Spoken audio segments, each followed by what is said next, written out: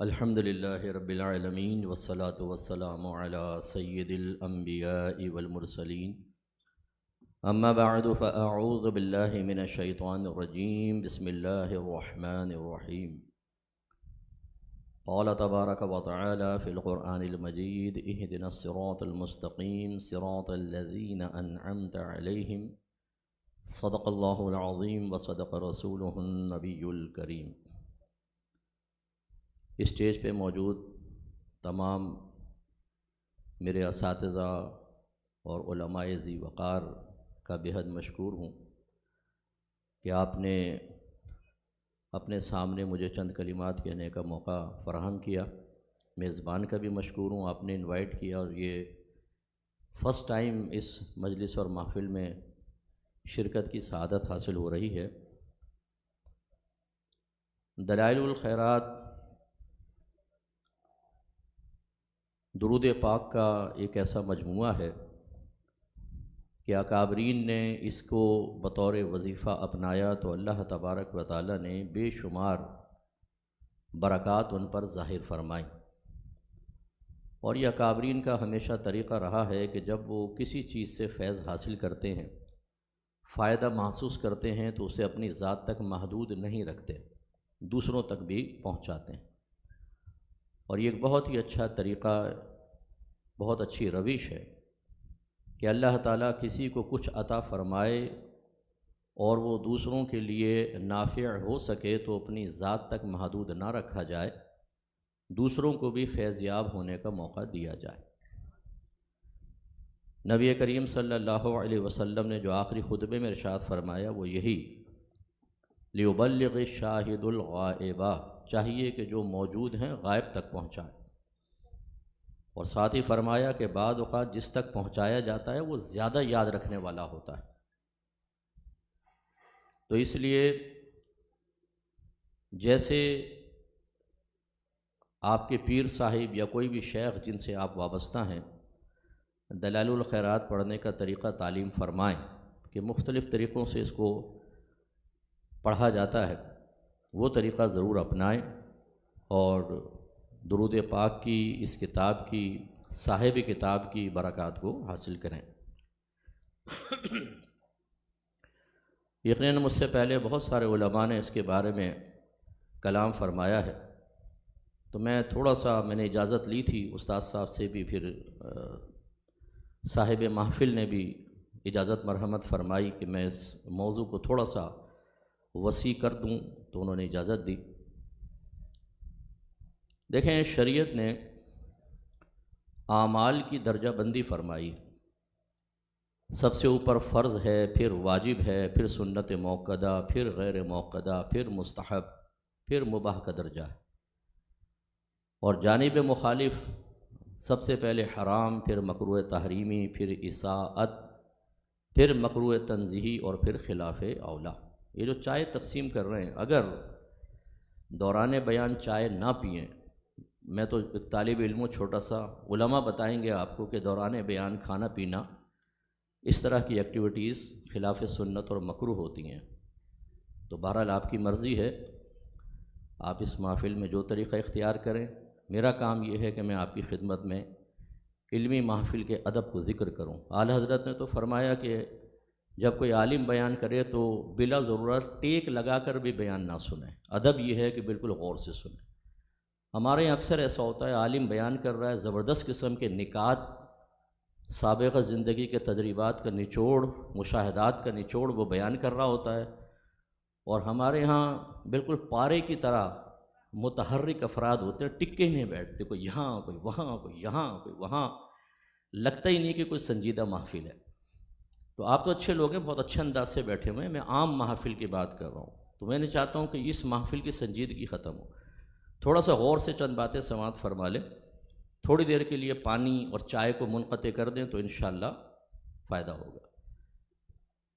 مسئلہ یہ ہوا ہے کہ یہ درجہ بندی فقہائے اسلام نے شرعی دلائل پر نگاہ رکھ کر قائم فرمائی، اور ان کو شرعی حیثیت کہا جاتا ہے، کسی بھی عمل کی شرعی حیثیت۔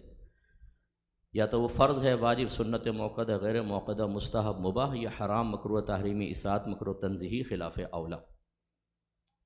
ہمارے اہل سنت میں موجودہ جو میں معاملات دیکھتا ہوں، عوامی سطح پر خاص طور پر ہم مستحبات کی طرف شغف زیادہ رکھتے ہیں، اور یہ منع بھی نہیں ہے۔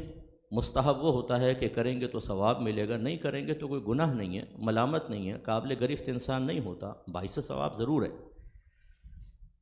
لیکن جیسے ایک ڈیوٹی ہوتی ہے اور ایک اوور ٹائم ہوتا ہے، آپ کسی فیکٹری کو جوائن کریں، آپ کی صبح 9 سے شام 5 تک ڈیوٹی ہو اور اس کے بعد 2 گھنٹے کا اوور ٹائم ہو، اور ہم یہ کہیں کہ وہ ڈیوٹی پہ میں نہیں آؤں گا، میں آؤں گا شام کو بالکل لاسٹ 2 آورس کے لیے، اور اس میں اوور ٹائم لگاؤں گا بس، تو یقیناً ہمیں فیکٹری سے نکال دیا جائے گا۔ اس بات کو برداشت نہیں کیا جائے گا، ڈیوٹی پہلے ہے، اوور ٹائم اس کے بعد ہے۔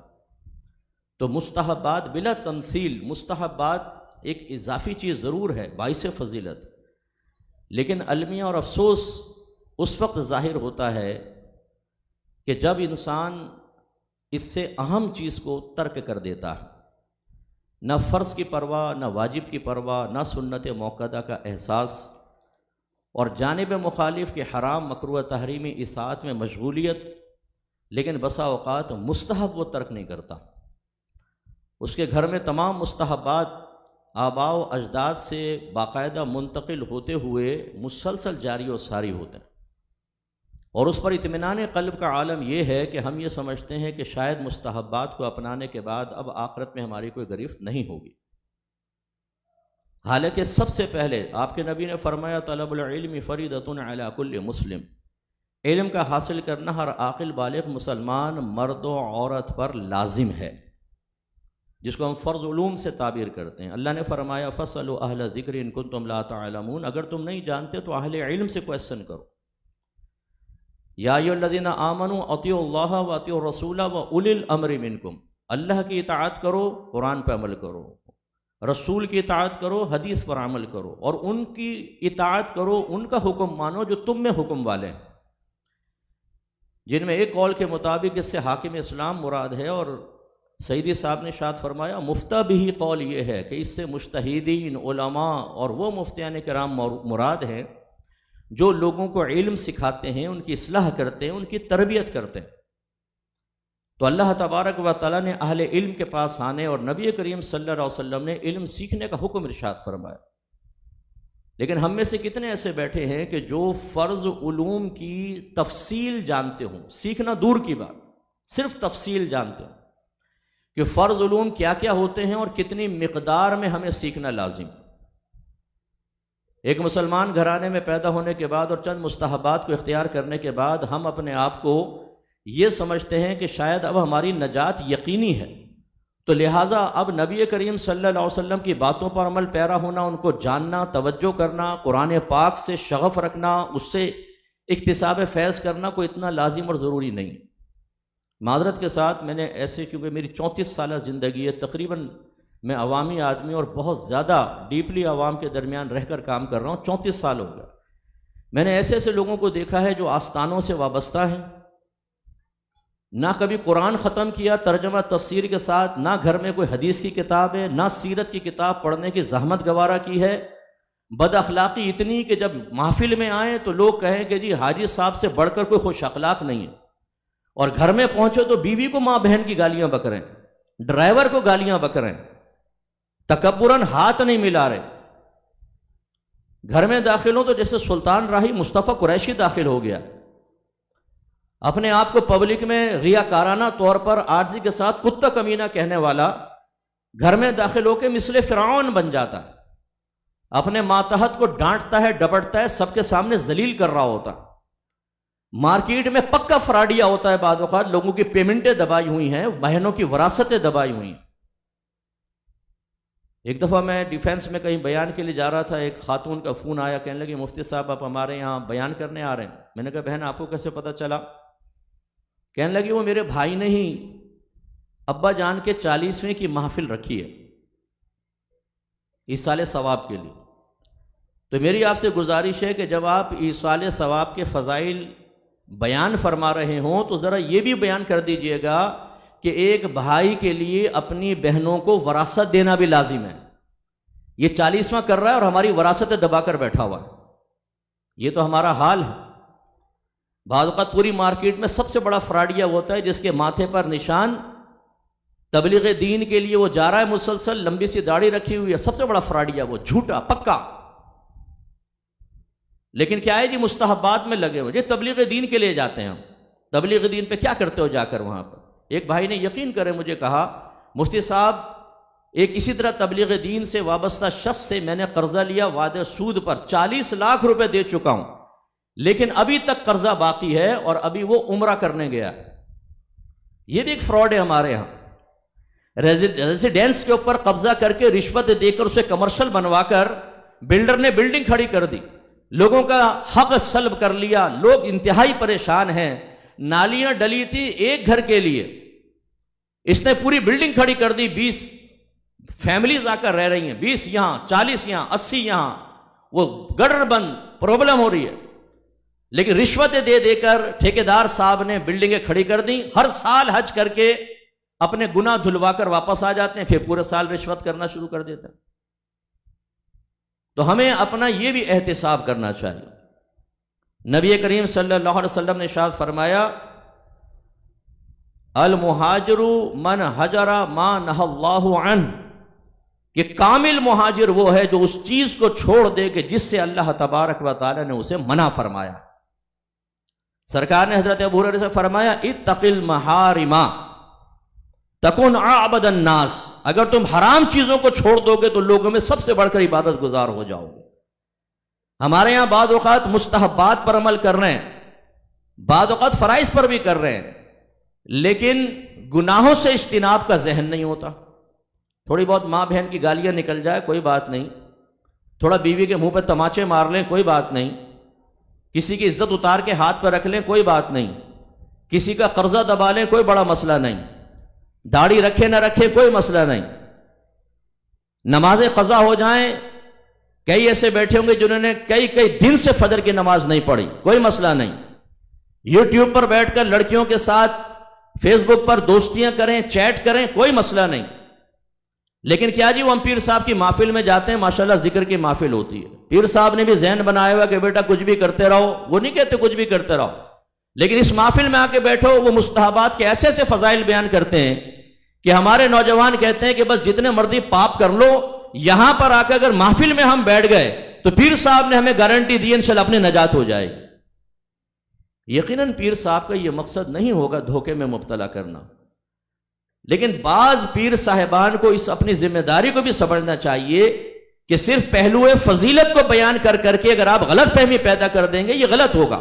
لوگوں کو سمجھائیں کہ اس کا درجہ مستحبات میں آتا ہے. پہلے تمہیں فرائض سیکھنے ہوں گے، واجبات سیکھنے ہوں گے، سنت موقدہ کے بارے میں جانو، حرام مکروہ تحریمی ساتھ کیا ہے اس کے بارے میں سوچو، ذہن کے بارے میں کون سے خیالات لانا، کون سے قلب میں ارادے پیدا کرنا، کن چیزوں کا قصد کرنا، عزم مصمم کرنا تمہارے لیے قابل گرفت ہے، اور کس چیز کے بارے میں غور و تفکر نہ کرو تو تمہاری نجات ہے. کون سا خیال ذہن میں لاؤ گے تو باعث فضیلت ہے. کیا دیکھنا جائز، کیا ناجائز، کیا بولنا جائز، کیا ناجائز، کہاں ستر کا استعمال جائز، کہاں ناجائز، کن سے دوستی جائز، کن سے ناجائز، کس سے رشتہ داری جائز، کس سے رشتہ داری قائم کرنا حرام اور چھوڑنا پڑے گا. جیسے بد مذہب حضرات ہیں، نبی کریم صلی اللہ علیہ وسلم کو منہ بھر بھر کر گالیاں بکیں، اہل بیت اطہار کی شان میں گستاخیاں کریں، صحابہ کرام کی شان میں گستاخیاں کریں. ہمارا نوجوان کہتا ہے کہ یار ان کا مذہب ان کے ساتھ، میرا اپنے ساتھ. ہم کون سا مذہب کی باتیں کرتے ہیں، ہم تو بیٹھتے ہیں چائے پی کے نکل جاتے ہیں. لیکن اگر یہ آپ کی ماں کے اوپر زنا کا الزام لگائے، آپ کے باپ کو ماں بہن کی گالی بکے، پھر اس کے ساتھ بیٹھ کے چائے پی کر دکھاؤ، پھر ہم مانیں گے کہ ہاں آپ بہت بڑے اخلاق والے ہیں. بولتے ہیں یہ اخلاق بد اخلاقی نہیں ہونی چاہیے. آپ کے نبی نے اخلاق یہی سکھایا ہے کہ قدریہ میری امت کے مجوس ہیں، یہ سامنے سے آئیں تو ان کو سلام مت کرو، ان سے خندہ پیشانی کے ساتھ نہ ملو، اگر یہ بیمار ہو جائیں ان کی عیادت نہ کرو، تعزیت، اگر مر جائیں تو ان کے جنازے میں شرکت نہ کرو. یہ اخلاق ہمارے نبی سکھا رہے ہیں. لیکن ہم ایسے بدمذہبوں سے ہاتھ ملا رہے ہوتے ہیں، ان کے ساتھ بیٹھ کے چائے پی رہے ہوتے ہیں، کاروباری ڈیل کر رہے ہوتے ہیں. تو یہ ہمیں سوچنا چاہیے کہ مستحبات اپنے مقام پر، ان سے برکت ضرور حاصل کریں. اکابرین کا بڑا فیض ہے، لیکن اس فیض، کامل فیض کی راہ میں کون کون سی چیز رکاوٹ بن رہی ہے اس پر بھی توجہ ضروری ہے۔ فیض کس کو کہتے ہیں؟ جو میں نے اکابرین سے سیکھا، فیض اس اثر کا نام ہے جو کسی کے اندر مثبت تبدیلی پیدا کر دے، اس کو کہتے ہیں فیض۔ مثال کے طور پہ آپ کسی کی صحبت میں بیٹھے، بے نمازی تھے، نمازی ہو گئے، یہ آپ نے صحبت کا ایک اثر قبول کیا، پازیٹیو اثر، ہم کہیں گے پیر صاحب کا فیض جاری ہوا، نمازی ہو گئے۔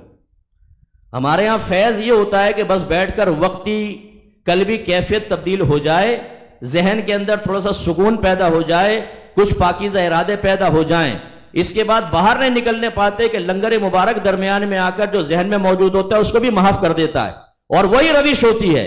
آنے سے پہلے بھی ماں بہن کی گالیاں بک رہے ہیں، باہر نکل کے بھی بک رہے ہیں، پہلے بھی بے نمازی، بعد میں بے نمازی، پہلے بھی لڑکیوں کے ساتھ دوستی، بعد میں بھی لڑکیوں کے ساتھ دوستی، اور کہتے ہیں بڑا فیض ہے پیر صاحب کا۔ کون سا فیض ہے بھائی؟ ہوگا فیض، لیکن آپ کا بلب فیوز ہے۔ ابو جہل نے نبی کریم صلی اللہ علیہ وسلم کی کامل ترین تبلیغ کے جواب میں بھی اسلام قبول نہ کیا۔ اس میں نبی کریم کے فیض میں کوئی کمی نہیں ہے، اس کے اندر کا بلب فیوز تھا۔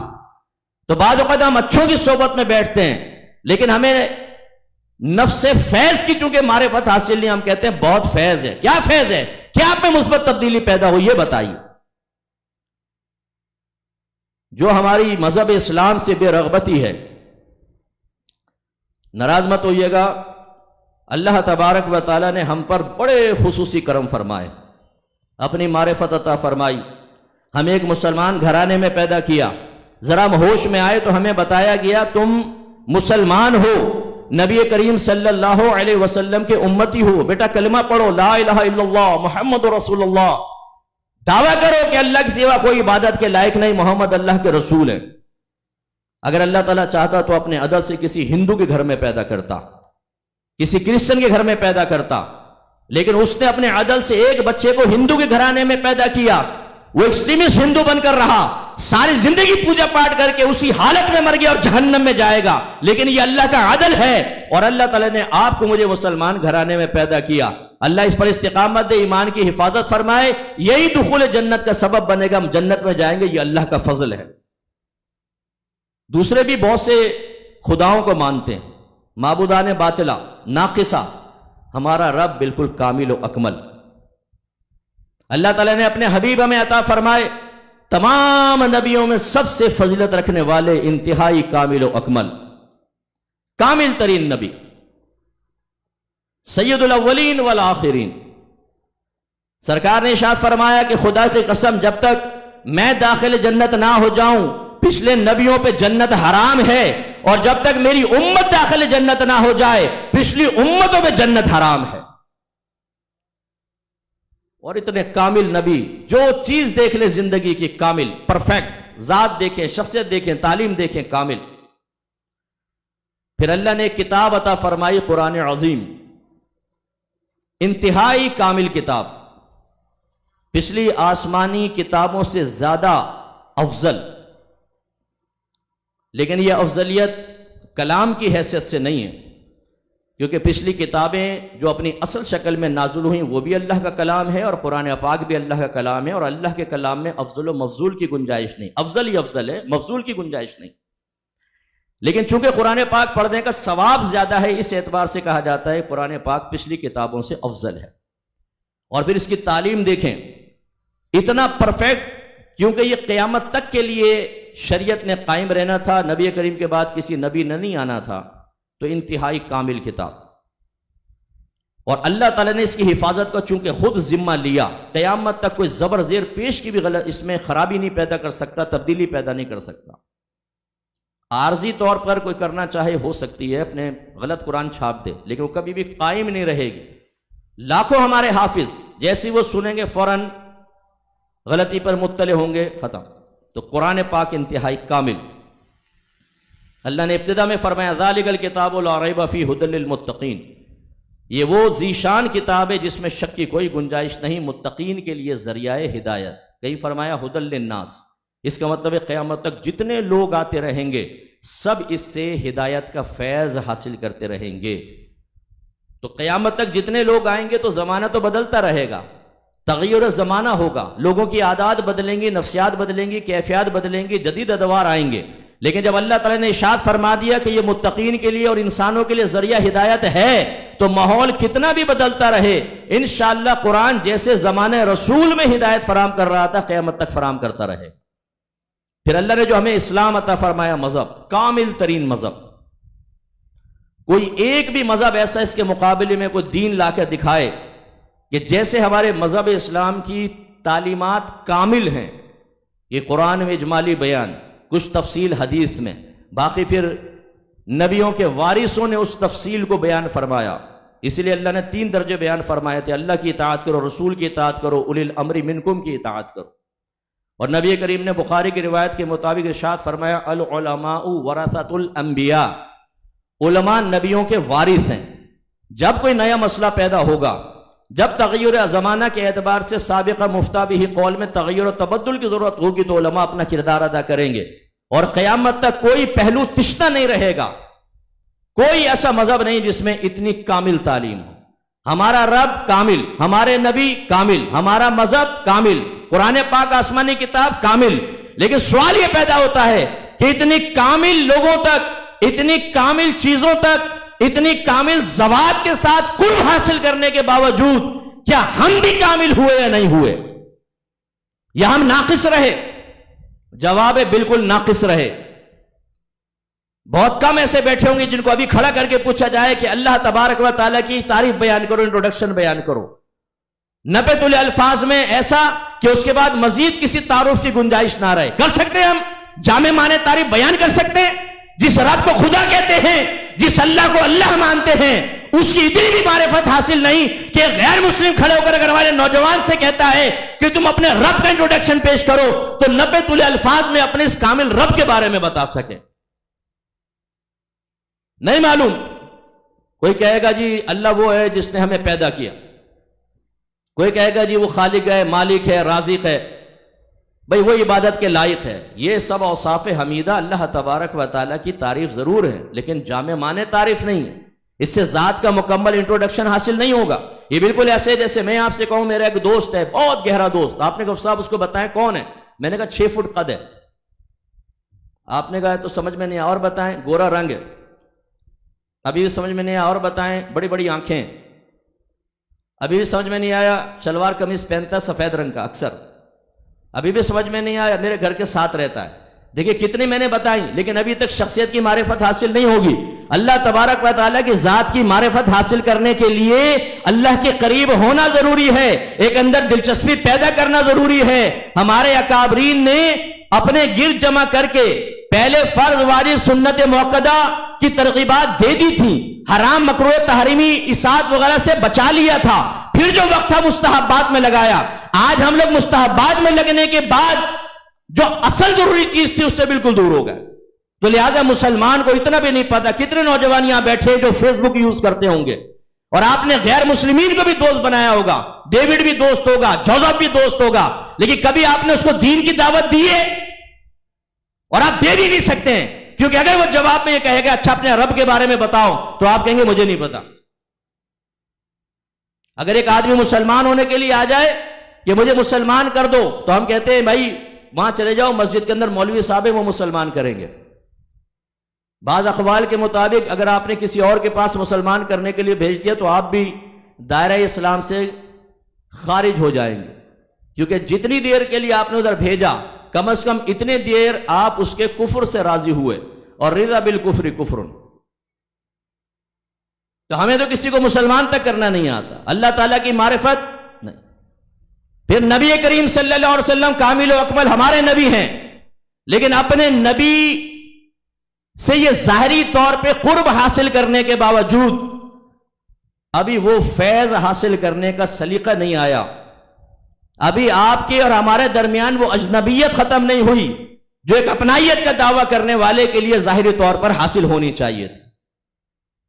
آپ کہیں گے مجھ سے صاحب خامخواہ الزام نہ لگائیں، یہ کیسی باتیں کر رہے ہیں، معذرت اگر آپ برا مانیں تو، لیکن میں گزارش کرتا ہوں، ہم میں کتنے ایسے بیٹھے ہیں، چاہے وہ داڑھی والے ہوں بغیر داڑھی والے، علماء کی بات نہیں کر رہا ہوں، عوام کی بات کر رہا ہوں، معذرت علماء کی بات نہیں، عوام کی بات کر رہا ہوں، کہ بعض اوقات داڑھی رکھنے کے بعد ہم کہتے ہیں بس اس سے آگے بڑھنے کی ضرورت نہیں، لوگ ہاتھ بھی چومنے لگے ہیں، مسجد میں اگلی صف میں جگہ مل جاتی ہے، محفل میں آتے ہیں اسٹیج پہ بٹھا لیا جاتا ہے، اس کے بعد کیا ضرورت ہے اس سے آگے بڑھنے کی؟ لیکن اگر سوال پیدا ہو کہ کیا آپ نے نبی کریم صلی اللہ علیہ وسلم کی سیرت پاک پر مشتمل کوئی ایک کتاب بھی کبھی پڑھی ہے پوری؟ آپ کے گھر میں کوئی سیرت کی کتاب ہے کہ آپ نے نبی کریم کی پیدائش کے واقعات سے لے کر اور وفات تک سب آپ نے سال بسال پڑھا ہو کہ بچپن کیسے گزرا، لڑکپن کیسے گزرا، نوجوانی کیسے گزری، پھر جوانی میں کیسے داخل ہوئے، اعلان نبوت کیسے ہوا، 13 سالہ مکی زندگی کیسے گزری، ہجرت کے واقعات کیا ہیں، پھر 10 سالہ مدنی زندگی، پہلا، دوسرا، تیسرا، چوتھا، پانچواں، چھٹا، ساتواں، آٹھواں، نواں، 10واں، ہر سال کیا کیا واقعات ہوئے، اور پھر سرکار کی وفات کیسے ہوئی، جنازہ کس نے پڑھایا، ہوا بھی تھا یا نہیں ہوا تھا، پڑھی ہم نے کوئی کتاب؟ نہیں۔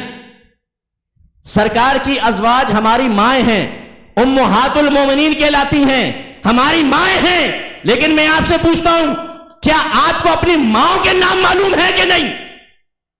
کریں اپنے آپ سے سوال، گنے ذرا انگلیوں پر، ابھی گنے۔ آپ کو پتا ہے نبی کریم کی ازواج کتنی تھی اور ان کے کیا کیا نام ہیں؟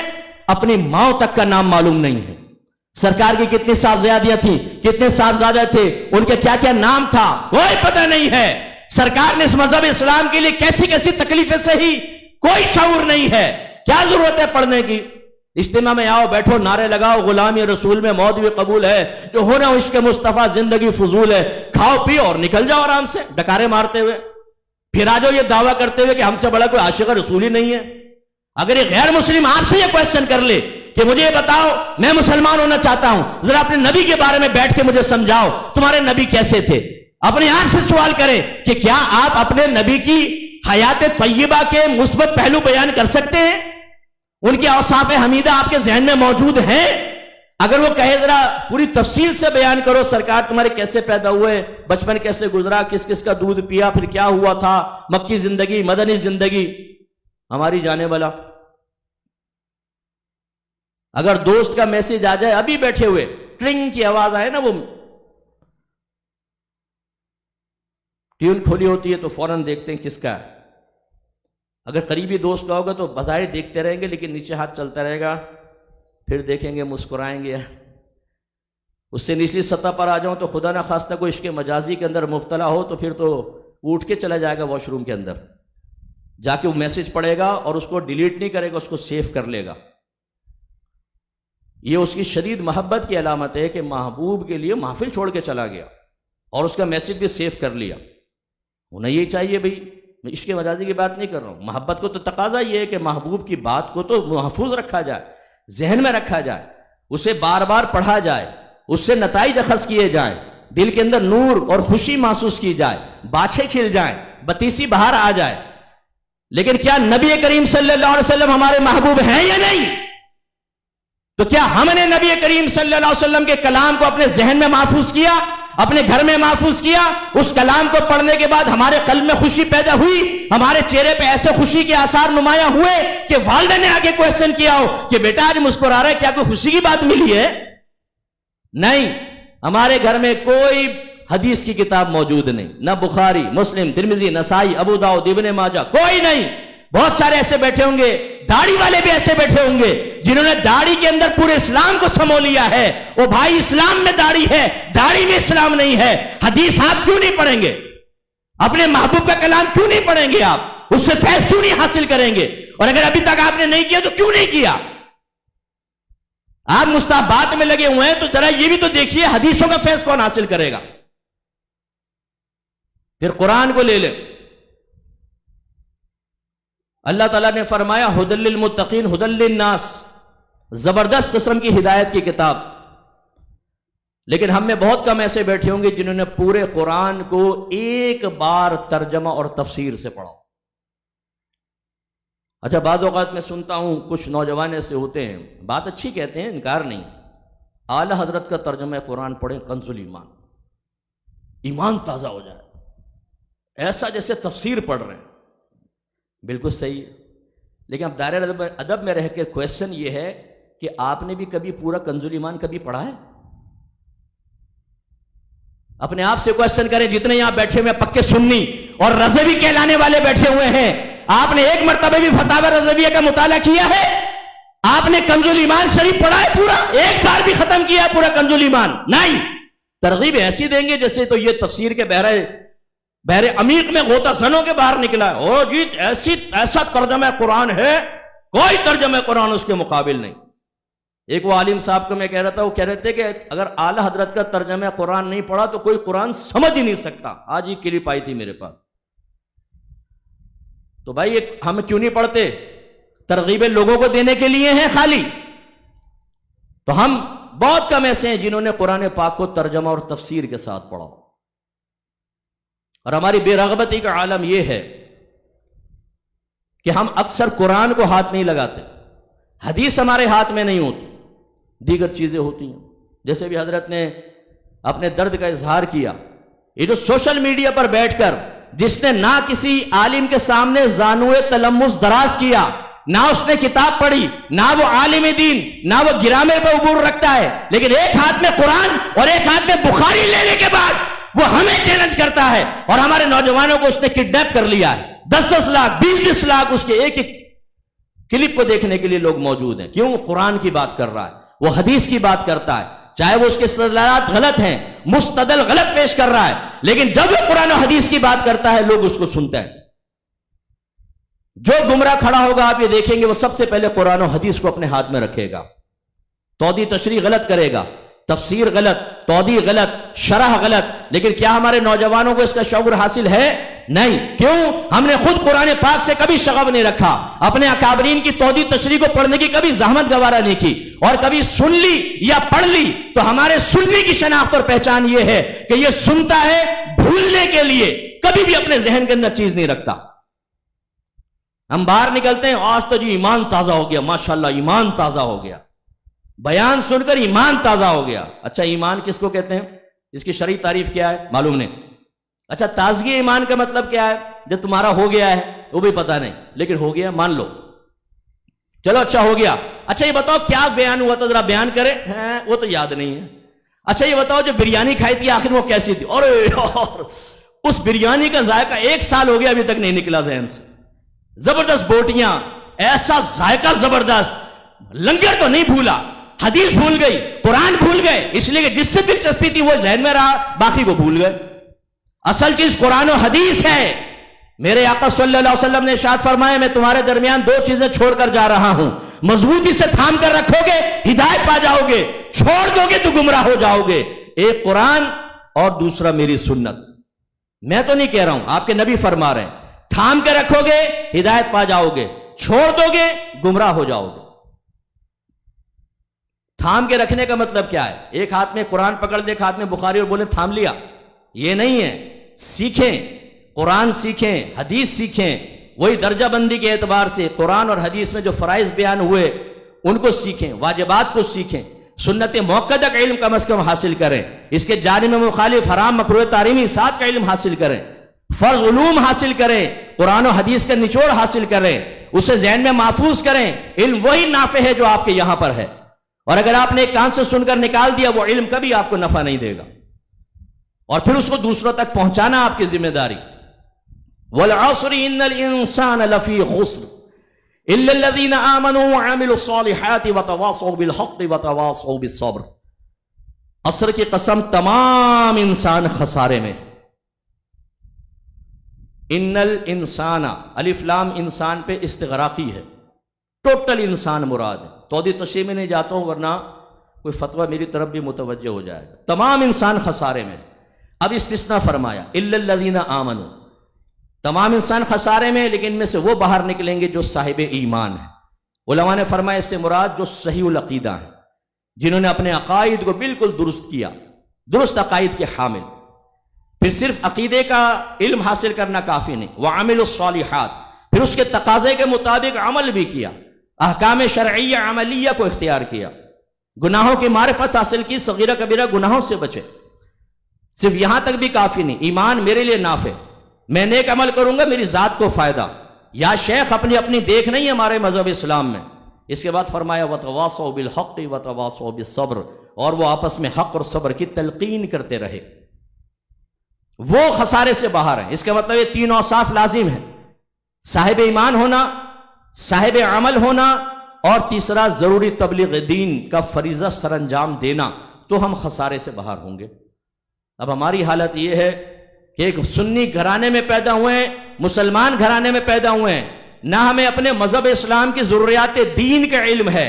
ابھی اگر قلم ڈائری نکالیں اور ضروریات دین لکھیں کہ کیا کیا ہوتی ہیں.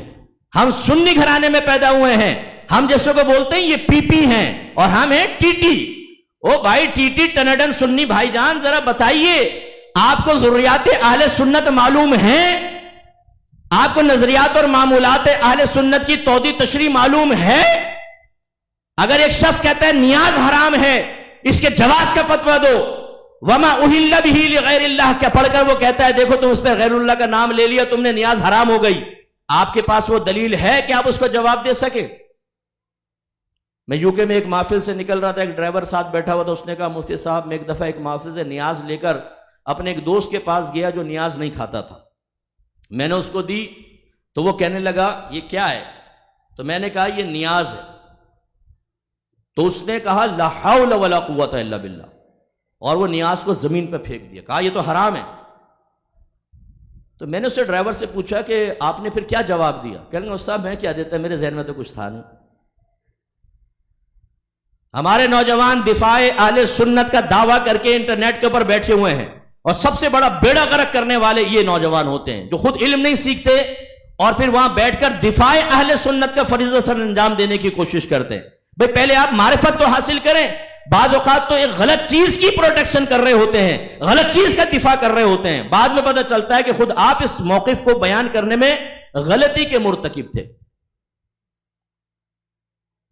میں ہمیشہ دیکھیں کوشش یہ ہوتی ہے کہ گراؤنڈ ریئلٹیز پہ کلام کروں. ناراض مت ہوئیے گا کہ یار ہمیں ہی برا بھلا کہہ رہے ہیں، اپنوں کو ہی برا بھلا کہتے رہتے ہیں. اپنوں کی اصلاح سب سے زیادہ ضروری ہے کیونکہ وہ ہمارے اپنے ہوتے ہیں. اپنوں کا شعور بیدار کرنا انتہائی ضروری ہے کیونکہ ہمارے اپنے ہیں. ایک ڈریمی کیفیت سے باہر نکالنا، ایک ڈریمی لائف سے باہر نکالنا، خوابی زندگی سے یہ علماء کا کام ہے کہ لوگوں کو بتایا جائے کہ جس لیول پر آ کر آپ مطمئن ہو کر بیٹھے ہیں ایسا نہ ہو کہ آگے چل کے آپ کی گرفت ہو جائے. تو اس لیے قرآن کا فیض ہم نے کیا حاصل کیا، حدیث کا فیض ہم نے کیا حاصل کیا. پھر اسلام لے لیجئے. اللہ تو فرمایا یا ایھا الذین آمنوا ادخلوا فی السلم کافہ، اے ایمان والو اسلام میں پورے پورے داخل ہو جاؤ. اس کا ایک شان نزول یہ بیان ہوا کہ حضرت عبداللہ بن سلام رضی اللہ تعالیٰ عنہ اور آپ کے اصحاب، آپ یہود میں سے تھے، عالم تھے، جب مسلمان ہوئے تو آپ نے سوچا کہ بعض وہ چیزیں جو شریعت موسیٰ علیہ السلام میں منع تھی، ان کا مذہب اسلام یا اسلامی شریعت میں، نبی کریم کی شریعت میں استعمال کوئی فرض یا واجب بھی نہیں ہے. تو اگر میں ان کو ترک کر دوں، جیسے اونٹ کا گوشت ہے، دودھ وغیرہ پینا ہے، اگر چھوڑ دوں تو کوئی مسئلہ نہیں ہے، اس پہ بھی عمل ہو جائے گا، اس پر بھی ہو جائے گا. اس پر یہ آیت کریمہ نازل ہوئے اے ایمان والو اسلام میں پورے پورے داخل ہو جاؤ. اب پچھلی شریعت نہیں چلے گی، اب تمہاری چوائس نہیں چلے گی، بلکہ اسلام کو سیکھو کہ اسلام کیا ہے، اور پورے پورے داخل ہونے کا مطلب اسلام کو ظاہراً باطناً اپنے اوپر نافذ کرو. ناراض مت ہوئیے گا لیکن میں آپ سے کویسچن کرتا ہوں، ہاتھ میں اٹھائیے گا، کیا اس آیت کی روشنی میں کبھی ہم نے مذہب اسلام کو مکمل طور پر جان کر اپنا احتساب کرتے ہوئے تعلیمات اسلام کو اپنے اوپر نافذ کرنا، کامل طور پہ 100% اس کا شعور بیدار کیا، اس کے لیے عملی کوشش کی؟ یہ قابل توجہ چیز ہے کہ اپنے مذہب اسلام کو مسلمان جاننے کے لیے تیار نہیں. مجھے بتایا گیا جو یہ روس کی ریاستیں آزاد ہوئی اس میں ایک بچہ تھا مسلم، وہ اسکول گیا، ایک کرسچن بچے نے اس سے کویسچن کیا کہ واٹ از اسلام، اسلام کیا ہے؟ تو اس کو کوئی جواب نہیں آیا. وہ گھر آیا، اس نے اپنی ماں سے پوچھا امی اسلام کیا ہوتا؟ ماں نے کہا بیٹا پتہ نہیں، بس. باپ سے پوچھا، وہ بھی جواب نہیں دے سکا. مجھے جو بتایا گیا کچھ عرصے بعد وہ بچہ کرسچن ہو گیا. ہمارے عالم یہ کتنے یہاں فادر بیٹھے ہوئے ہیں، اگر آپ کا بیٹا آ کر پوچھے ابا جان مجھے اسلام کے بارے میں بتائیں، مجھے قرآن کے بارے میں بتائیں، مجھے حدیث کے بارے میں بتائیں، کیا آپ کی ذمہ داری نہیں ہے اپنی اولاد کی تعلیم و تربیت کی؟ کم از کم بیسکس تو آپ کو سکھانے چاہیے نا اپنی اولاد کی. کیسے تربیت کریں گے آپ؟ کیا آپ نے یہ فرمان علی شان مصطفیٰ صلی اللہ علیہ وسلم نہیں سنا؟ سرکار نے فرمایا کلکم راعٍ وکلکم مسئول عن رعیتہ، تم میں سے ہر شخص نگہبان ہے، تم سے بروز قیامت تمہاری رعایا کے بارے میں کویسچن ہوگا، حاکم سے اس کی رعایا کے بارے میں ہوگا، باپ سے، مرد سے اس کے بیوی بچوں کے بارے میں کویسچن ہوگا، اور عورت سے اس کے گھر اور بچوں کے بارے میں سوال ہوگا۔ ایک باپ کو کھڑا کیا جائے گا، یہ بتاؤ اپنی اولاد کو نیکی کا حکم دیا تھا، برائی سے روکا تھا کہ نہیں؟ ہمارے نبی نے فرمایا تھا بچہ 7 برس کا ہو جائے اس کا نماز کا حکم دو، 10 برس کا ہو جائے تو مار کر نماز پڑھاؤ۔ تم نے دیا تھا حکم، تم نے مارا تھا 10 سال کے بچے کو، تمہارا جوان بیٹا تمہاری بیوی پاس بیٹھے ہوئے فجر کے اندر خراٹے لے لے خر خر، لیکن تم نے ان کو اٹھانے کی زحمت گوارا نہیں کی۔ تم مسجد میں جا کر بعض اوقات جماعت سے نماز پڑھتے رہے، لیکن جوان بیٹے کو اٹھاتے ہوئے اس لیے ڈرتے رہے کہ وہ آنکھیں کھول کے غصے کے ساتھ آپ کو دیکھے گا، ہو سکتا ہے جھڑک دے۔ بیوی آپ سے کہے گی مجھے نہ اٹھایا کرو، رات کو میں دیر سے سوئی ہوں، اس لیے بیوی بچوں کو سلا دو۔ میدان معاشر میں یاد رکھیے، آپ بیٹھ کے درود شریف پڑھ رہے ہیں، تسبیحیں پڑھ رہے ہیں نا، بہت اچھی چیز ہے، اللہ قبول فرمائے، آپ کے درجات کو بلند فرمائے، اللہ آپ کے باطن کو صاف فرمائے، لیکن ایک احتساب کی نظر اپنے اوپر ڈال لیں کہ ہو سکتا ہے میدان معاشر میں آپ پہنچے، اللہ یہ نہیں پوچھے گا کتنی درود شریف کی تسبیحات پڑھی تھی۔ میں نے تو کوئی حدیث میں ایسا نہیں دیکھا کہ آپ سے درود پاک کی تسبیحات کے بارے میں کویسچن ہو۔ یہ کویسچن ہوگا اپنے اولاد کی تربیت کی تھی کہ نہیں کی تھی۔ یا ایھا الذین آمنوا قوا انفسکم واہلکم نارا وقودھا الناس والحجارہ، اے ایمان والو اپنے آپ کو اور اپنے گھر والوں کو جہنم کی اس آگ سے بچاؤ جس کا ایندھن آدمی اور پتھر ہے۔ میں کہہ رہا ہوں، آپ کا رب فرما رہا ہے اپنے آپ کو جہنم کی آگ سے بچاؤ۔ کیسے بچائیں؟ علماء نے فرمایا نمبر 1 علم دین سیکھیں، فرض علوم سیکھیں، اس کے تقاضے کے مطابق عمل کریں، نیک اعمال کریں، گناہ سے بچیں۔ پھر اس کے بعد اپنے گھر والوں کو جہنم کی آگ سے بچانے کا طریق کیا ہے، ان کو ضروری علم دین سکھائیں، یا کم از کم اس کا وسیلہ بنے، کوئی ایسا ذریعہ بتائیں کہ وہ علم دین سیکھیں، کم از کم فرض علوم۔ انہیں نیکی کا حکم کریں، انہیں برائی سے روکیں، اور پھر ماں باپ کو رول ماڈل بننا ہے تاکہ اولاد دیکھے اور دیکھنے کے بعد اپنے ماں باپ کے طریق کو اپنائے۔ رول ماڈل ہم میں سے ہر ایک ہے، ہر ایک رول ماڈل۔ غور طلب بات یہ ہے کہ پوزیٹیو ہیں یا نیگیٹو، یہ ذرا دیکھنا ہوگا۔ پوزیٹیو باپ وہ ہے رول ماڈل جس نے اپنے ظاہر کو شرع کے موافق کیا، ماشاءاللہ داڑھی ہے، لباس سنت کے مطابق پہنتا ہے، تکلم اخلاق کے ساتھ کرتا ہے، گندی باتیں زبان سے نہیں نکالتا، نماز پڑھتا ہے، گھر میں بھی مسجد میں جا کے پڑھتا ہے تاکہ بچے عادی بنے، بچوں کی تربیت اچھے انداز سے کرتا ہے، خراب کوئی کام ایکٹیویٹی کے اندر نہیں رہتا کہ جب بچے نگاہ ڈالتے ہیں کوئی مثبت پیغام لیتے ہیں۔ یہ ہے پوزیٹیو۔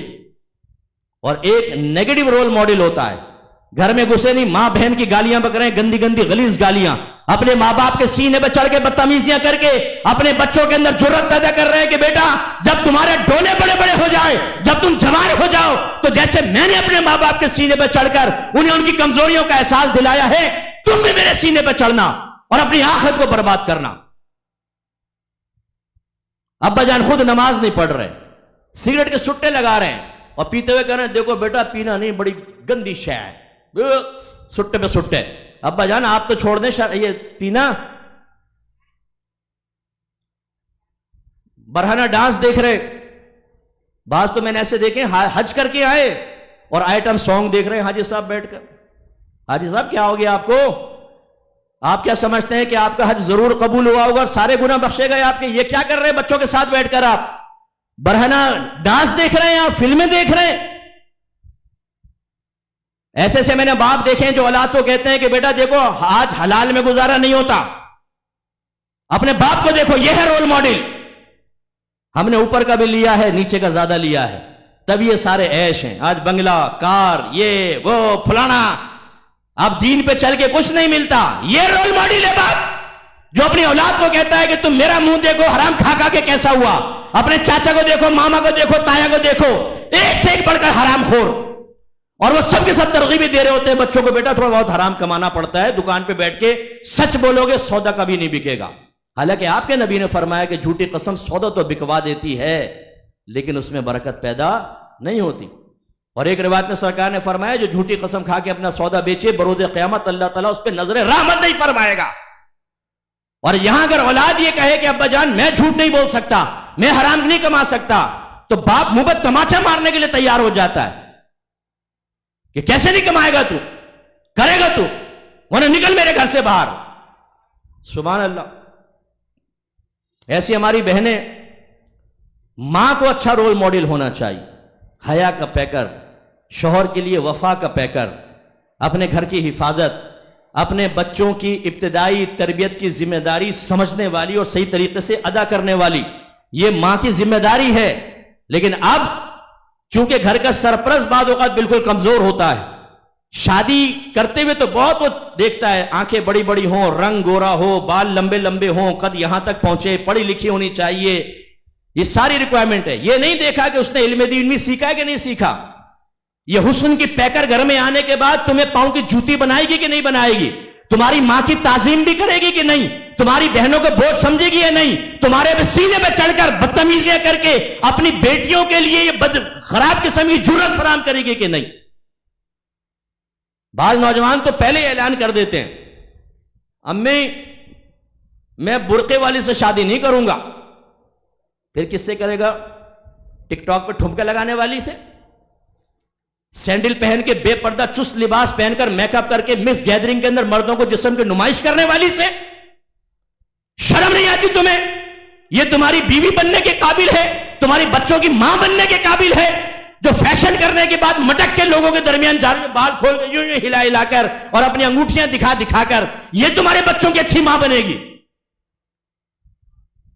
اگر تم انٹرنیٹ سے لڑکی چوز کرنے کی کوشش کر رہے ہو کہ تلاش کر دے، کوئی مل جائے، مچھلی جال میں پھنس جائے، کوئی پونم یا زلیخا، نوجوانوں یاد رکھنا، گھر سے باہر نکلو گے شادی ہو جائے گی، گھر سے باہر نکلو گے تمہیں یہ خوف ہی نہیں چھوڑے گا کہ میرے جانے کے بعد کسی سے چیٹ تو نہیں کر رہی. تو پھر یہ ماں کیا بچے کے لیے اچھی رول ماڈل بنے گی؟ میں نے کتنی بچیوں کو دیکھا، انہوں نے ہمیں کہتی ہیں مفتی صاحب میں چاہتی ہوں عبایا پہنوں، میں چاہتی ہوں نقاب کروں، لیکن سب سے بڑی رکاوٹ میری ماں ہے.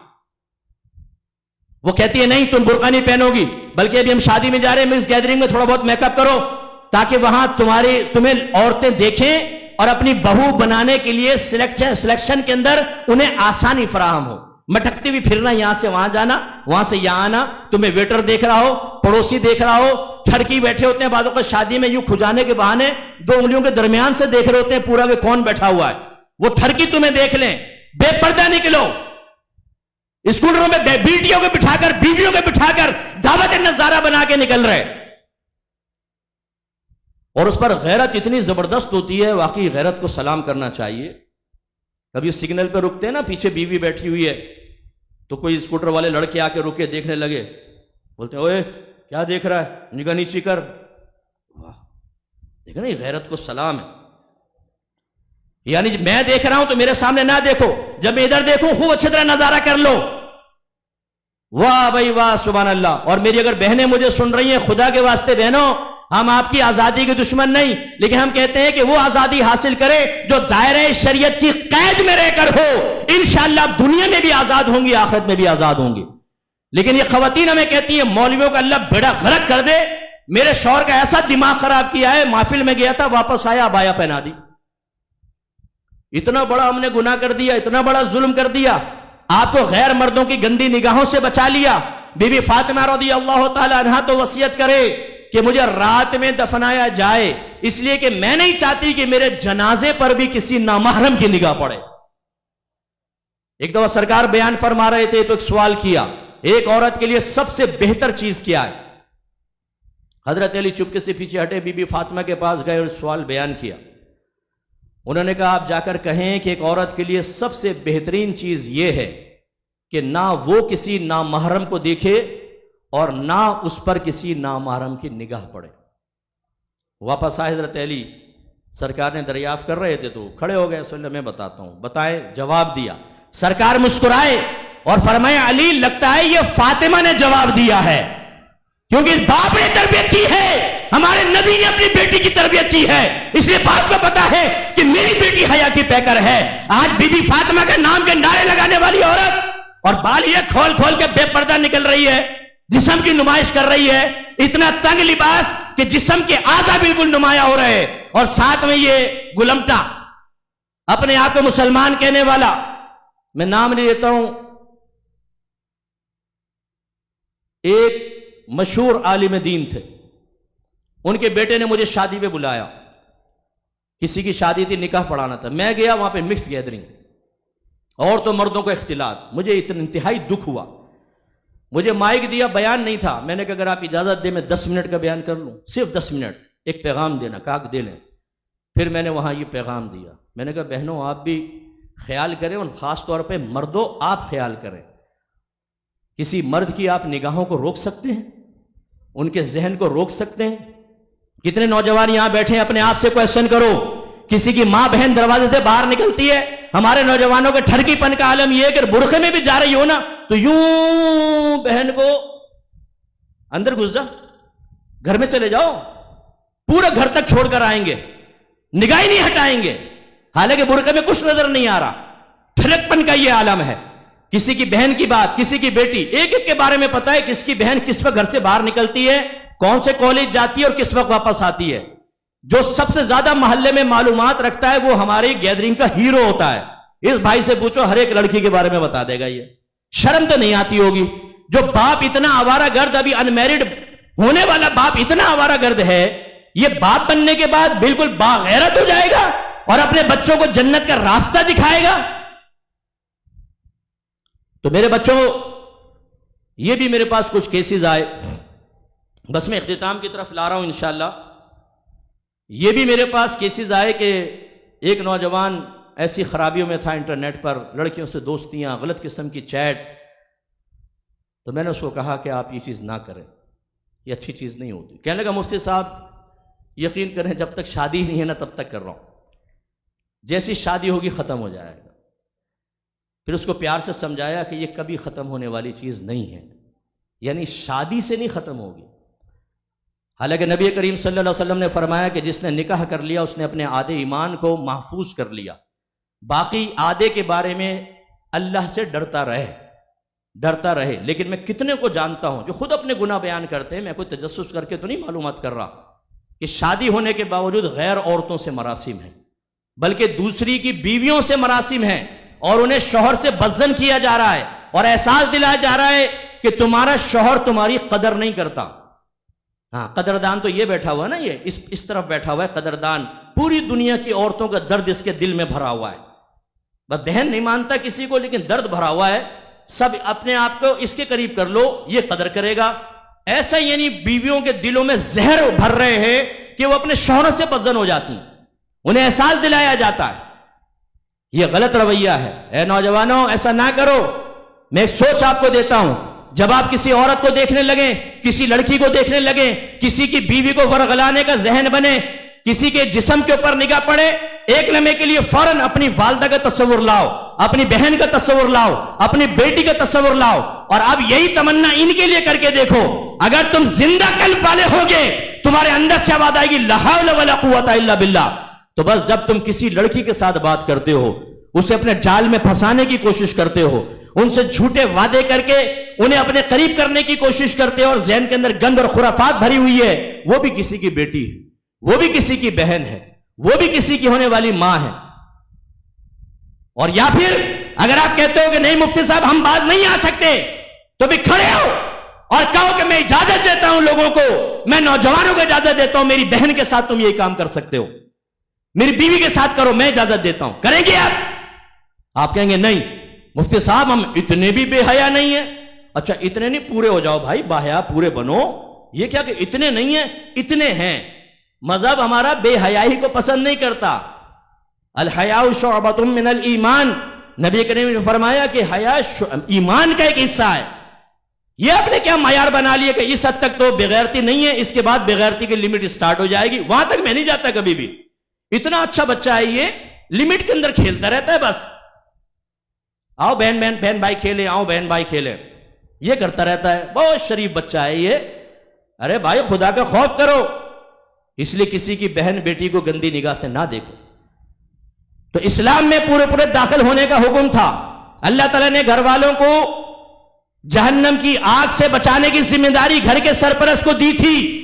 اسے علم دین سکھانا چاہیے تھا، نیکی کا حکم کرنا چاہیے تھا، برائی سے روکنا چاہیے تھا، خود اچھا رول ماڈل بننا چاہیے تھا.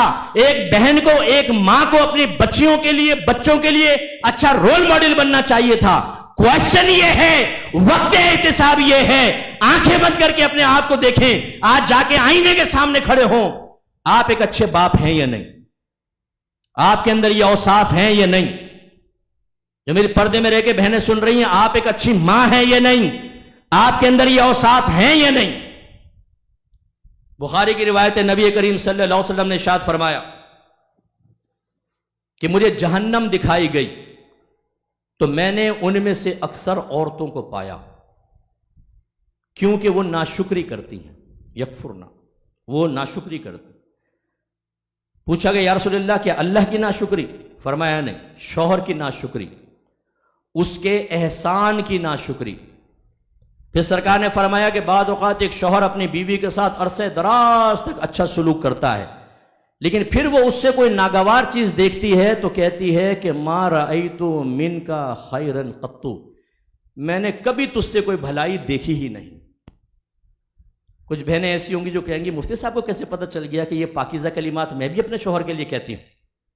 کہ کمبخت میری تو زندگی خراب ہو گئی، اتنے اچھے اچھے رشتے آئے تھے، پتہ نہیں تو ہی نظر آ گیا میرے باپ کو، ان کی آنکھوں میں پٹی آ گئی، اور جب باپ چلا جائے تو بچوں کو کہے تمہارے باپ نے میرا بیڑا برآمد کر دیا ہے، اس کمبخت نے میری زندگی حرام کر دی ہے، میری زندگی ضائع ہو گئی، پوری جوانی میری ضائع ہو گئی، اے اللہ یہ ٹرک کے نیچے آ جائے، اے اللہ اس کو موت دے دے، ورنہ کسی کو موت دے دے۔ بچیاں بھی کہتی ہیں ارے منہ بھر بھر کے اپنے شوہر کو گالیاں بکنا، بدتمیزی کرنا، سینے میں چڑھ کے گفتگو کرنا، چھوٹے چھوٹے احسانات کو اگر وہ حاصل نہ ہو تو بڑے بڑے احسانات کو فراموش کر کے اس کے بارے میں ناپاک کلمات کہنا، یہ میری ماں کی سنت ہے، میں بھی اس کو اپناؤں گا۔ جتنے یہاں علماء تشریف فرمائیں جو پبلک کے مسائل حل کرتے ہیں، ہر تیسرا گھر، تیسری شادی طلاق کے ساتھ ختم ہو رہی ہے، 3 مہینے میں طلاق ہے۔ یہ قوت برداشت کہاں چلی گئی؟ اس کی بڑی وجہ جو ہمیں نظر آئی ہے وہ ایک ماں ہے جو خود اپنے شوہر کے سینے پر چڑھ کے گفتگو کرتی ہے، تھوڑی تھوڑی بات پر مطالبہ طلاق کرتی ہے۔ حالانکہ نبی کریم صلی اللہ علیہ وسلم نے فرمایا جس عورت نے بغیر کسی وجہ کے اپنے شوہر سے مطالبہ طلاق کیا، یہ برود قیامت جنت کی خوشبو بھی نہیں پا سکتی۔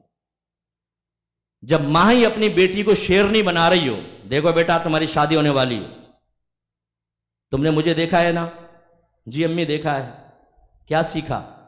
امی یہ سیکھا کہ اگر ساس کچھ کرے تو منہ نوچ لو، اگر نندے کچھ کرنے لگیں تو گھر میں ایسے شوہر کا ذہن بناؤ کہ شوہر ہی ان کو گھر سے دھکے دے کے نکال دے، اور اگر شوہر کچھ سر اٹھانے لگے تو اس کا گلا دبا دو۔ ایک لڑکی نے کہا مفتی صاحب میں نے شوہر کو زمین پہ گرایا اور چھری اس کی گردن پہ رکھ دی، اور میں نے کہا دے 3 طلاقیں، اس نے 3 طلاقیں دی۔ پھر بڑے بھولے پن سے کہہ رہی ہوں سب طلاقیں ہو گئی۔ یہ خاتون کہنے لگی میں نے شوہر سے کہا مجھے طلاق دو، بڑا میں نے اس کو انسسٹ کیا، اس نے کہا اچھا میں نے تجھے طلاق دی۔ میں نے کہا نہیں دوسری بھی دو، دوسری بھی دے دی۔ میں نے کہا نہیں تیسری بھی دو، تیسری بھی دے دی۔ میں نے کہا پھر کیا ہوا؟ کہنے لگے میں بے ہوش ہو کے گر گئی۔ یہ تو حال ہے۔ ایک خاتون نے کہا مجھ صاحب میرے رونے لگی، میرے شوہر نے بڑا مجھے مارا، گالیاں بکی۔ میں نے کہا ایک منٹ بہن بریک لگائیں، بریک لگائیں، دیانتداری سے بتائیں آپ نے کیا کیا تھا؟ میں نے بھی گریبان پکڑا تھا، 2 گالیاں بکی تھی۔ ہاں یہ اپنا کارنامہ آپ نے بیان نہیں کیا کہ شوہر کی عزت افزائی کیسے کی تھی آپ نے، اسے پاؤں کی جوتی کیسے بنایا تھا، اس کے سینے پہ کھڑے ہو کر کیسے اس کو کمزوریوں کا احساس دلایا تھا، اپنے بھائیوں کا احساس دلایا تھا کہ زیادہ کیا تو بلا لوں گی تیری ٹانگیں توڑ دیں گے۔ یہ شوہر کا مقام و مرتبہ ہے؟ اس میں قصور کس کا ہے؟ خود گھر کے سرپرست کا ہے۔ کئی ہمارے نوجوان ایسے ہوتے ہیں، نئی نئی شادی ہوتی ہے نا، کہتے ہیں مفتی صاحب نئی نئی شادی میں ذرا اسپیس دینا پڑتا ہے۔ اسپیس کیا دے رہے ہیں؟ نماز پڑھے نہ پڑھے کوئی بات نہیں، تھوڑا بے پردہ رہے کوئی بات نہیں، میل کزن کے ساتھ ہنس ہنس کے باتیں کرے کوئی بات نہیں، جب میکے جائے تو کزن کے ساتھ پکنک پوائنٹ پہ چلے جائے شوہر سے پوچھے بغیر کوئی بات نہیں، نئی نئی شادی ہوئی ہے۔ جو نئی نئی شادی پودا بھی قابو میں نہیں آ رہا تو درخت بننے کے بعد کیسے قابو میں آئے گا نوجوان؟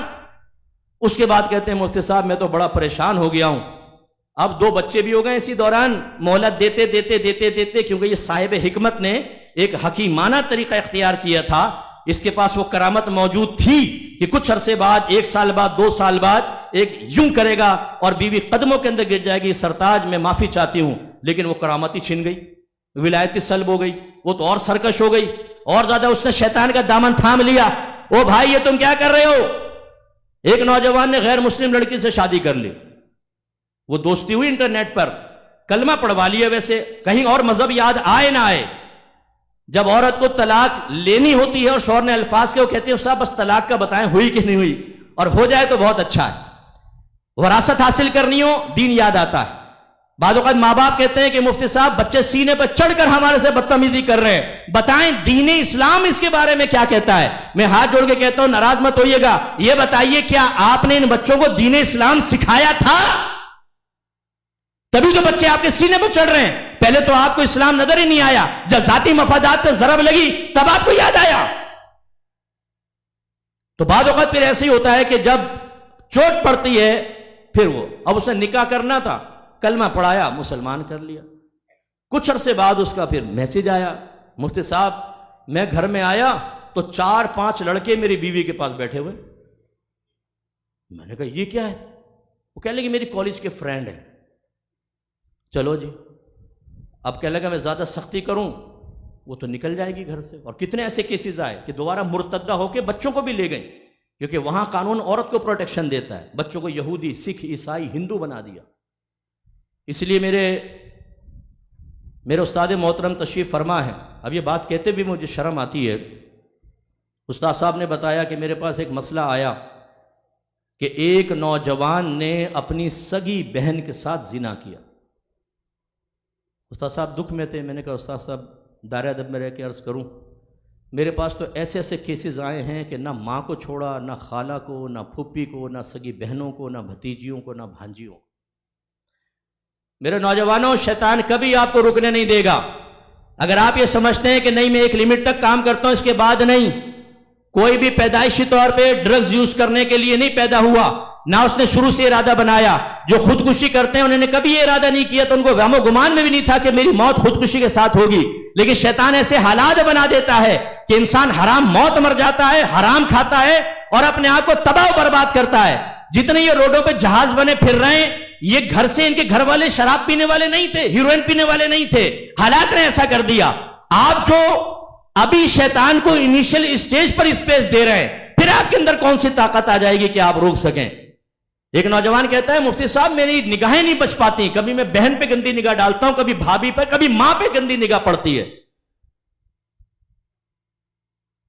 اس میں سب سے بڑا قصور کس کا ہے؟ سرپرست کا ہے۔ حضرت عمر فاروق رضی اللہ تعالیٰ عنہ کے پاس ایک شخص آیا، کسان تھا، اس نے کہا کہ یا امیر المومنین میرے بیٹے نے مجھے مارا ہے۔ بلایا بیٹے کو، سامنے کھڑا کر کے اس شخص سے پوچھا تم نے اپنے بچے کو دینی تربیت، دین سکھایا تھا، دینی تربیت کی تھی؟ اس نے کہا کہ جی ہم تو کسان لوگ ہیں، سارا دن زمینوں پہ رہتے ہیں، میں تو کچھ نہیں سکھا سکا۔ حضرت عمر فاروق رضی اللہ تعالیٰ عنہ نے فرمایا اگر ایک چھوٹے بیل نے بڑے بیل کو ٹکر مار دی تو میرے پاس کیا لینے آیا؟ یہ اشارہ فرمایا کہ سرپرست کی ذمہ داری ہے۔ میں آپ سب سے جو یہاں والد بیٹھے ہوئے ان سے عرض کرتا ہوں، میرا کویشچن ہے، بتائیں آپ اپنے بچوں کو جنت میں لے جانے کے لیے سنجیدہ کوشش کر رہے ہیں کہ نہیں کر رہے؟ کیا آپ چاہتے ہیں کہ آپ کے بچے میدان محشر میں سیدھے جنت میں جائیں، حساب و کتاب نہ ہو، اللہ نگاہ کرم فرمائے؟ اگر آپ کہتے ہیں یس تو بتائیں کیا لائے عمل اختیار کیا آپ نے؟ ورنہ ایسا نہ ہو کہ میدان محشر میں اللہ نہ کرے، اللہ نہ کرے، اللہ نہ کرے، اللہ تعالیٰ سب کو بلا حساب و کتاب داخل جنت فرمائے۔ لیکن میرے یہ جملے کہنے سے اگر ہماری کوششیں غلط ہیں تو اخروی انجام تو نہیں بدل سکتا۔ اگر خدا نہ خواستہ ایسا ہوا کہ میدان محشر میں بیٹی، بیٹا اور بیوی نے کہا اللہ تعالیٰ اس کو پکڑ، روک اس کو روک، یہ ہمیں حرام کھلاتا تھا، ہم بے نمازی تھے، کبھی نماز کے بارے میں سنجیدہ سختی نہیں کی، ہم نے غیبت چغلیاں اس کے ساتھ بیٹھ کر کی، شامل ہو جایا کرتا تھا بیوی کے ساتھ، اس نے ہمیں بے عمل رکھا۔ اور ہو سکتا ہے کوئی نوجوان کہے کہ یا رب کریم میرے والد صاحب کی غریب فرما، میں داڑھی رکھنا چاہتا تھا، باپ نے منہ پر تماچا کھینچ کے مارا، میں حلال کمانا چاہتا تھا، اس نے زبردستی مجھ سے حرام کموایا، میں برے دوستوں کو چھوڑنا چاہتا تھا، نیک لوگوں کے پاس آنا چاہتا تھا، میرے باپ نے کہا تم ملاؤں کے ساتھ رہے گا۔ بیٹی کہے گی کہ میں برقعے والی لڑکیوں کے ساتھ، اچھی لڑکیوں کے پاس بیٹھنا چاہتی تھی، میری ماں نے کہا ان کے ساتھ بیٹھ کے ملا نہیں بنے گی، دنیا کی دوڑ میں پیچھے رہ جائے گی، مجھے آوارہ گرد بنا دیا، میری ماں نے بنایا ہے۔ امریکہ میں مجھے کپل ملا، کہ جی مفتی صاحب ٹائم دے دے. میں نے کہا اچھا آ جائیں. میاں بیوی جی ہماری شادی کو پتہ نہیں 40 سال 50 سال ہو گئے. مفتی صاحب کوئی دن ایسا نہیں گزرا جس میں ہمارا پھڈا نہ ہو. اب یہ تو میں کہہ نہیں سکتا تھا کہ Guinness book of world record میں نام لکھوا دوں آپ کا، اتنے ماشاءاللہ اچھے کارنامے کر رہے ہیں آپ. اچھا کیا ہوا، مسئلہ کیا ہے؟ ایک تو بتائیں یہ کیوں ہم جھگڑا کرتے ہیں.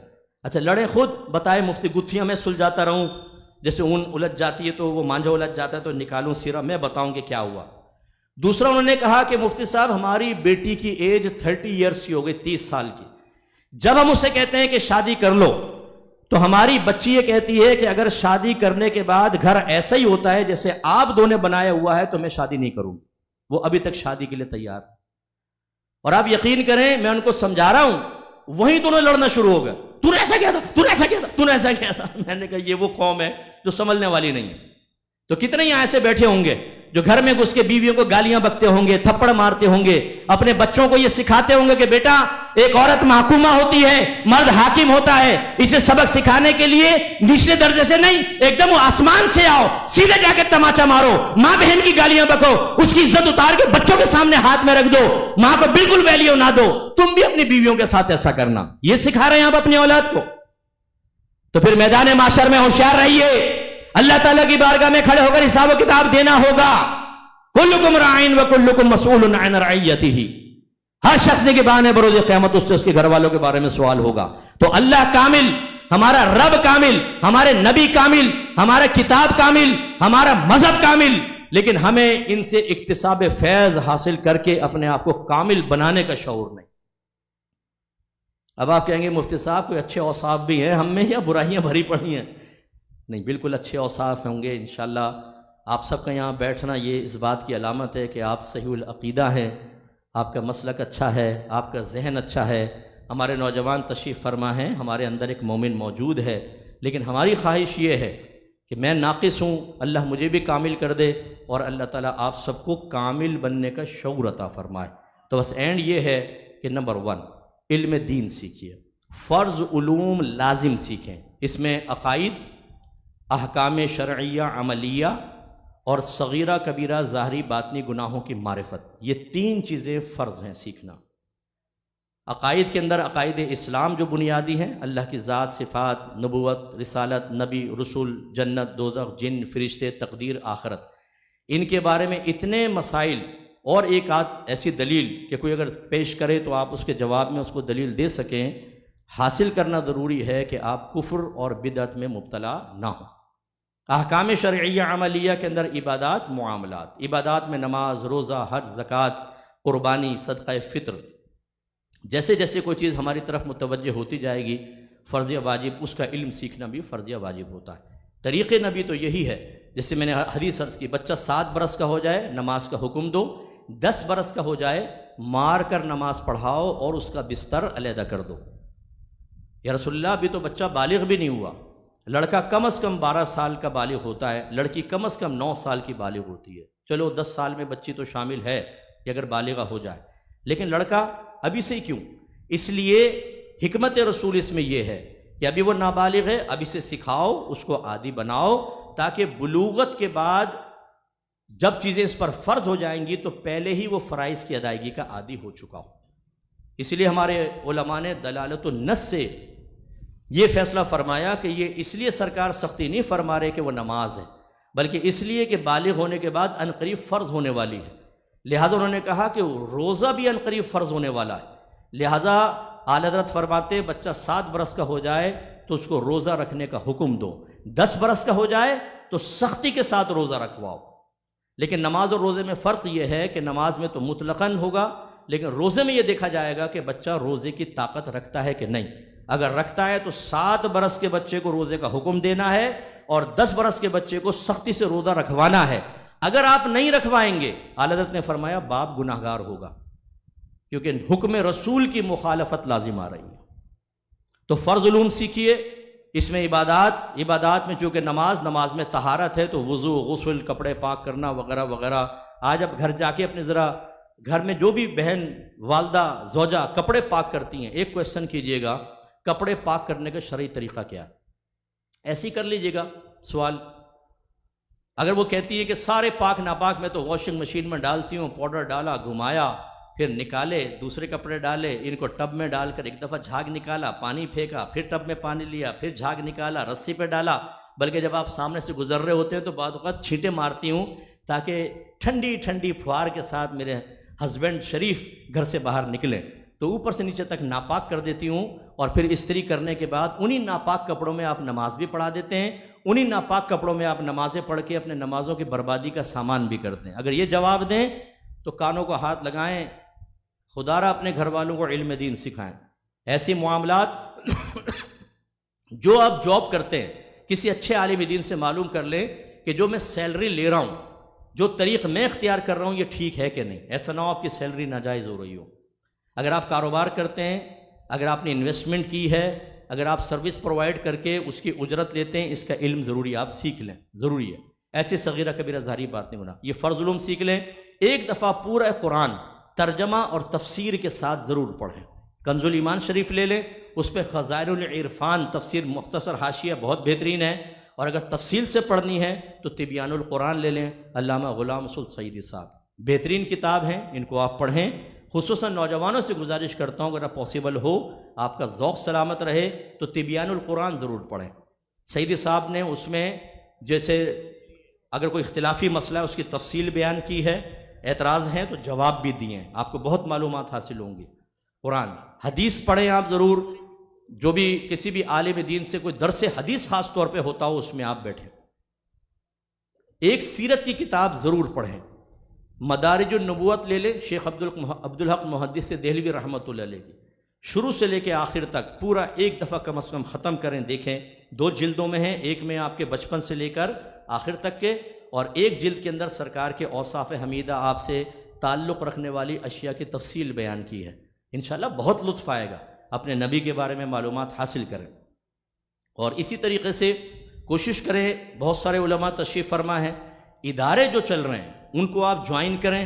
اگر آپ عالم مفتی بن سکتے ہیں عالم مفتی بنیں۔ پڑھے لکھے لوگوں کی ہمارے مسلک کو انتہائی ضرورت ہے۔ اسکول کالج یونیورسٹی کی طرف تو ہر ایک جاتا ہے، جتنے فادرز یہاں بیٹھے ہوئے ہیں، خدا را جب آپ سے پوچھا جاتا ہے اپنے بچے کو کیا بنائیں گے، آپ کہتے ہیں engineer, doctor, professor, banker, I T کے شعبے میں وابستہ کرنا چاہتے ہیں۔ اچھی سوچ ہے، انکار نہیں ہے۔ کاش کسی ایک کی سوچ تو یہ بنے کہ میں اپنے بیٹے کو بہت بڑا عالم اور مفتی بناؤں گا، پورے ورلڈ میں کام کرے گا میرا بیٹا۔ ایک بیٹا ایک بیٹی کم از کم آپ دین کے لیے وقف کریں، تب آپ کا مسلک اور مذہب قابو میں آئے گا، تب اس کی حفاظت ہو سکتی ہے، تب چیلنجز کا ہم سامنا کر سکتے ہیں۔ کس قدر مشکل ہم کام کر رہے ہیں یہ ہم جانتے ہیں۔ قحط الرجال اتنا ہے کہ کچھ انتہا نہیں، ایک ایک آدمی پر اتنا بوجھ ہے، کچھ انتہا نہیں۔ آپ سمجھتے ہیں علماء تو بڑے آرام سے صوفے پہ بیٹھے ہوئے ہیں، ہاتھ چوم رہے فلاں، ہم سے پوچھئے جن کو احساس ذمہ داری ہے ان کے قدموں کی برکت سے تھوڑا بہت ہمیں بھی حصہ مل گیا ہے، تو رات دن اپنی ذات تو ختم ہی ہو گئی ہے۔ اتنا قحط الرجال ہے، کچھ حد نہیں۔ اگر آپ مسلک اور مذہب سے محبت کرتے ہیں تو خدا را اس کا ایک ثبوت یہ بھی دیجئے، اپنے ایک بچے کو عالم بنائیں، ایک بچی کو عالمہ بنائیں۔ اگر ہو سکے میری کتاب قرب الہی لے لیں، بہت اچھی کتاب ہے تربیت الاصلاح کے لیے، اور طہارت کے مسائل و احکام ایک کتاب لے لیں، یہ طہارت کے اوپر لکھی ہے میں نے، بہت اچھی کتاب ہے، ہر گھر کے اندر ہونی چاہیے۔ میری کوئی بات، میرا کوئی جملہ کسی کی دل آزاری کا سبب بنا ہو تو میں معذرت چاہتا ہوں، لیکن آخر میں بس یہ میں پیغام دوبارہ عرض کروں گا، خدا را خوابی دنیا سے باہر نکلیں، اپنا احتساب کیے بغیر خود اپنے آپ کو اچھا سمجھ لینا، اپنا آخرت میں ایک درجہ خود ہی متعین کر لینا، اور اس کے بعد کسی منفی پہلو کی طرف نہ دیکھنا، اپنے آپ کو کسی خطرے میں محسوس نہ کرنا، یہ ٹھیک طریق نہیں ہے۔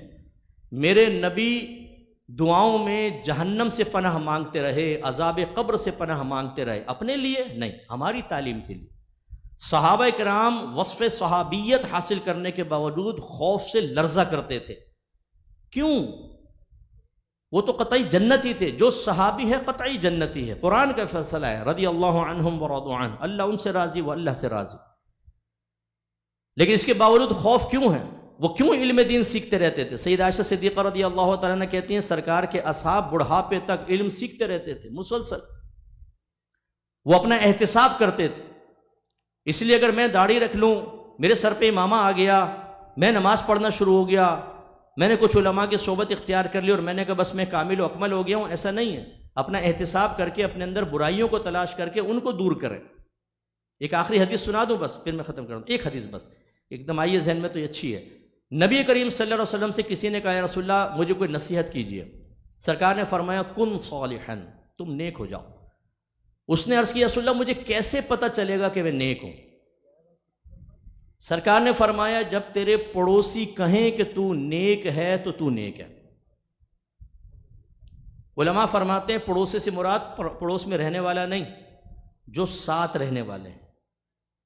کبھی اپنی زوجہ سے پوچھے گا میں کیسا ہوں، دوستوں سے پوچھیں میں کیسا ہوں، جو مارکیٹ میں آپ کے ساتھ دکانوں پہ بیٹھے ہیں ان سے کہیں دیانتداری سے تمہیں قسم ہے بتاؤ میں کیسا ہوں، اپنے دوستوں سے کہیں بتاؤ میں کیسا ہوں، رشتہ داروں سے پوچھیں میں کیسا ہوں۔ اگر سب آپ کی تعریف کرتے ہیں اور رائے دینے والے بھی اچھے ہیں، ذی رائے ہیں، تو انشاءاللہ آپ بہت اچھے ہوں گے۔ اور اگر کوئی کہ یار برا نہیں ماننا یار، تو ہے تو اچھا لیکن تجھ سے بڑا فراڈیہ بھی کوئی نہیں، تو پھر اس کا مطلب ہے کہ آپ اچھے نہیں ہیں، کیونکہ لوگ آپ کے بارے میں اچھی رائے نہیں رکھتے ہیں۔ ہم چونکہ خوشامد پسند ہوتے ہیں، ہمارے اطراف میں وہی لوگ ہوتے ہیں جو مسلسل تعریف کرتے رہتے ہیں، اس کے علاوہ ہم کچھ سننے نہیں چاہتے، اس لیے تنقید کرنے والے کو تو دور بھگا دیتے ہیں، وہ نہ آئے تو پھر ہم سے اچھا کوئی ہے ہی نہیں۔ حالانکہ ہمارے اندر برائیاں بہت ساری ہوتی ہیں، اطراف کے لوگوں سے معلوم کرتے رہیں اور اچھے سے اچھا بنیں۔ اللہ تعالیٰ آپ کے قدموں کی برکت سے مجھے بھی اچھا بننے کی توفیق عطا فرمائے، آمین۔ وآخر دعوانا ان الحمد للہ رب العالمین۔